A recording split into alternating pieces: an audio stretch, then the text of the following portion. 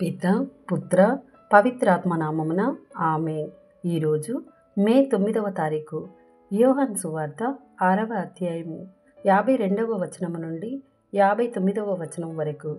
అంతటా యూదులు ఒకరితో ఒకరు, మనము భుజించుటకు ఈయన తన శరీరమును ఎట్లు ఇయ్యగలడు అని వాదించుకొనసాగిరి. యేసు వారికి, మీరు మనుష్య కుమారుని శరీరమును భుజించి ఆయన రక్తమును త్రాగిననే తప్ప మీలో జీవము ఉండదని మీతో నిశ్చయముగా చెప్పుచున్నాను. నా శరీరమును భుజించి నా రక్తమును పానము చేయువాడు నిత్య జీవమును పొందును. నేను అతనిని అంతిమ దినమున లేపుదును.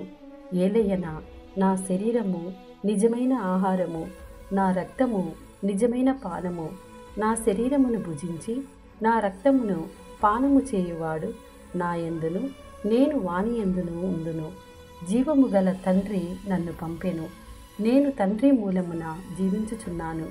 అట్లే నన్ను భుజించువాడు నా మూలమున జీవించును. ఇదియే పరలోకము నుండి దిగివచ్చిన ఆహారము. మీ పితరులు మన్నాను భుజించి మరణించిరి.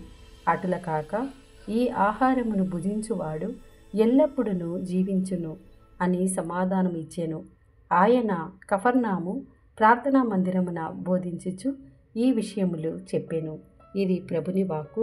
సర్వేశ్వరునికి వందనములు.